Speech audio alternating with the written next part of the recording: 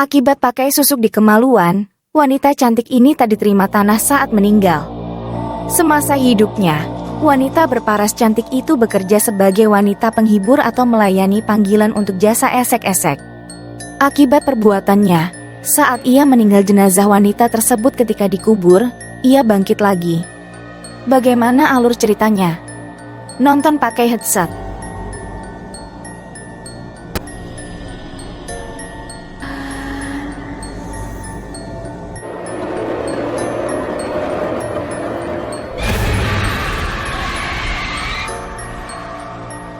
Film ini mengisahkan tentang perjalanan kehidupan religi Ustadz Bahri yang diperankan oleh Muhammad Fadzil Aldito, seorang aktor muda yang berwajah ganteng, berkulit putih dan rambut gondrong. Ia merupakan seorang ustadz yang pernah mondok di pesantren Mekarwangi. Pada suatu hari ia dijebloskan ke penjara dikarenakan suatu perbuatan yang melawan hukum. Setelah ia bebas, Bahri enggan balik ke pesantren di Mekarwangi. Ia merasa malu dan tidak pantas menjadi ustadz. Dengan gelar baru seorang mantan narapidana, ia tidak ingin lagi orang-orang di sana mengenalinya sebagai sosok ustadz. Tekadnya sudah bulat, tinggal di kota hanya untuk mengubur masa lalunya, demi melupakan masa lalunya yang kelam. Oleh karena itu, ia memutuskan untuk menetap di kota. Di kota, Bahri bekerja sebagai seorang montir atau mekanik pada sebuah bengkel milik Mas Rangga. Lalu pada saat Bahri sedang sibuk bekerja, datanglah sahabat lamanya dari desa Mekarwangi. Namanya Hasan. Kedatangan Hasan hanya untuk meminta Ustadz Bahri agar ia mau bersedia untuk kembali ke desa Mekarwangi. Orang-orang di sana sedang dalam pengaruh santet. Salah satunya yang menjadi korban merupakan kawan lama Ustadz Bahri, namanya Ratna. Namun sayang, Ustadz Bahri belum bersedia untuk kembali ke desa Mekarwangi tempat ia mondok beberapa tahun lalu. Akhirnya Hasan pun pulang sendiri, dengan harapan agar dalam waktu dekat ini Ustadz Bahri berubah pikiran dan mau kembali ke desa untuk mengobati Ratna. Pada waktu malam, Ustadz Bahri sedang beristirahat di tempat ia bekerja. Ia pun tertidur lelap karena kecapean sesudah bekerja seharian. Tiba-tiba saja, Bahri didatang pocong. Seketika Bahri pun bangkit dari tidurnya. Saat itu juga ia mendengar suara wanita menjerit yang sedang kesakitan.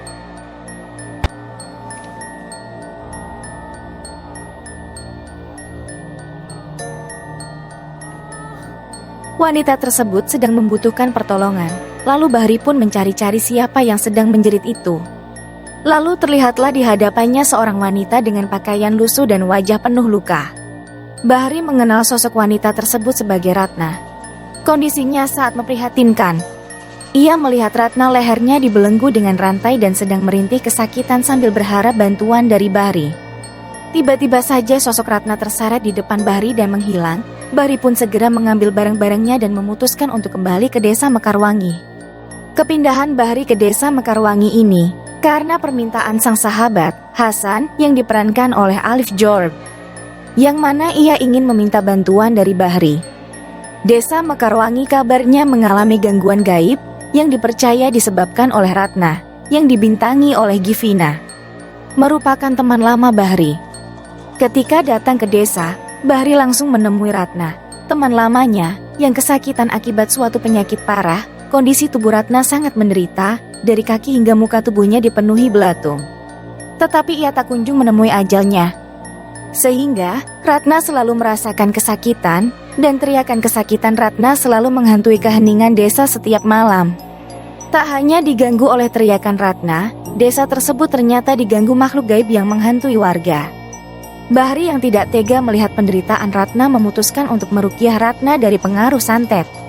Disinilah kisah horor dimulai. Saat Bahri membaca ayat-ayat pendek, Ratna pun mulai menjerit kesakitan dan ia pun pingsan. Suasana di luar sedang hujan deras, ditambah lagi di rumah Ratna tidak memiliki lampu. Keadaan ini semakin menambah kesan horor. Di saat Bahri mengambil lilin, ketika ia kembali ke kamar, Ratna pun menghilang dari tempat tidur. Dan Bahri pun bersama ibunya Ratna mencari keluar. Di sana mereka dikejutkan ketika melihat Ratna sudah berada di atas genteng. Setelah berjibaku dengan Ratna yang sudah kesurupan makhluk gaib, ia pun kembali diruqyah oleh Bahri. Hingga akhirnya, Ratna ditemukan meninggal dunia akibat kondisi kesehatan yang semakin memburuk. Keesokan harinya, Jenazah Ratna pun dikubur oleh warga. Setelah itu sebuah kejadian aneh kembali terjadi.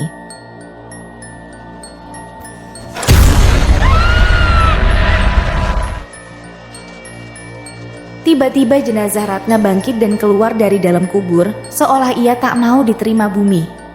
Mengetahui kejadian itu, Ibu Ratna memohon ampun kepada Allah atas segala dosa-dosa yang pernah dikerjakan oleh Ratna semasa hidup. Di lain sisi, Bahri dituntut untuk bertanggung jawab atas semua masalah yang terjadi. Salah satu warga desa Mekarwangi mencoba memfitnah Ustadz Bahri agar ia diusir dari kampung tersebut karena salah satu warga di sana berprofesi sebagai dukun santet yang ingin menyesatkan seluruh warga Mekarwangi. Semenjak kehadiran Bahri di kampung Mekarwangi, di sana banyak warga yang mengalami gangguan makhluk gaib, seperti beberapa santri yang kesurupan secara berjamaah, dan juga meninggalnya beberapa warga akibat diteror arwah Ratna yang ingin menuntut balas dendam atas perbuatan beberapa warga yang ikut terlibat permasalahan dengannya semasa hidup. Terakhir, warga desa dikejutkan dengan meninggalnya seorang kiai, pemimpin pondok pesantren Al-Mukmin tempat Ustadz Bahri belajar agama. Kejadian itu membuat warga bertekad mengusir Bahri dari kampung Mekarwangi karena Ustadz Bahri dianggap sebagai pembawa sial. Bahri pun malamnya langsung ingin kembali ke kota, tempat ia bekerja dulu. Secara tidak sengaja, Bahri bertemu bersama kawan dekat almarhumah Ratna di sebuah bus yang hendak menuju kota. Setelah menceritakan kisah kelam Ratna semasa hidup hingga sampai kondisi jenazah Ratna yang keluar dari kubur, Bahri sampai kaget. Ternyata Ratna semasa hidup merupakan wanita panggilan yang menawarkan servis esek-esek. Sampai-sampai untuk membuatnya tetap laku, ia rela memasangkan susuk di bagian kemaluan dan anggota tubuh lainnya. Bahri pun bertekad kembali ke desa Mekarwangi untuk menyelesaikan masalah almarhumah Ratna. Masalah pemasangan susuk di bagian tubuh Ratna menjadi salah satu penyebab jenazah Ratna sulit diterima bumi. Maka dari itu, Ustadz Bahri mencari cara agar dapat mengeluarkan benda gaib itu dari bagian tubuh Ratna. Tugas Bahri menemui seorang dukun santet tempat Ratna memasang susuk. Ia juga tinggal di kampung Mekarwangi.